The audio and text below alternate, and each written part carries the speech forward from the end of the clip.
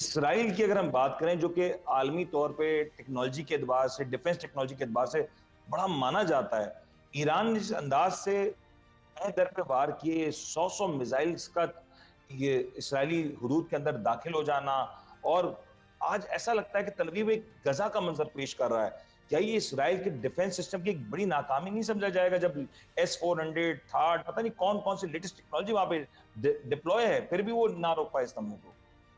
देखिए सर, असल में मसला ये है कि ईरान को ये पता था कि उसके पास एयरफोर्स तो है नहीं। आपको पता है कि ईरान पर सालों से पाबंदी है, तो जी। लिहाजा उन्होंने अपनी मिसाइल टेक्नोलॉजी को जदीद तरीन जो है इंस्ट्रूमेंट के साथ और टेक्नोलॉजी के साथ उन्होंने उसको आरास्ता किया है। और बिलाशुबा उनको वो टेक्नोलॉजी है कुछ चीन से और कुछ रूस से मिली है, जिसकी वजह से ये है कि वो जो मिसाइल जो है वो जो पेट्रियोटिक मिसाइल होते हैं उनको वो जो है मतलब बड़ी आसानी के साथ जो है वो चकमा दे जाते हैं। तो हम्म। उनको पता था कि हमने अगर जो लड़ना है वो उनको पता था कि वहां से तो लड़ाई एयरफोर्स की बुनियाद पर होगी और हमने सिर्फ मिसाइल की बुनियाद पर लड़ना है।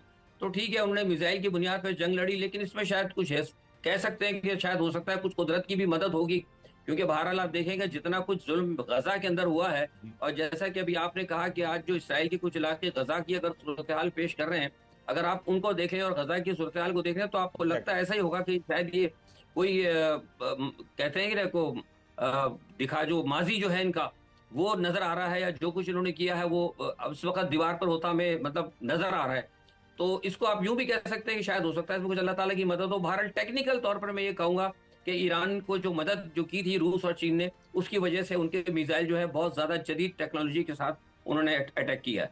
सर, इसराइल ने अंडर एस्टिमेट किया ईरानी टेक्नोलॉजी को, ईरानी जो रिटेलिएशन की जो सेक्टर है उसको।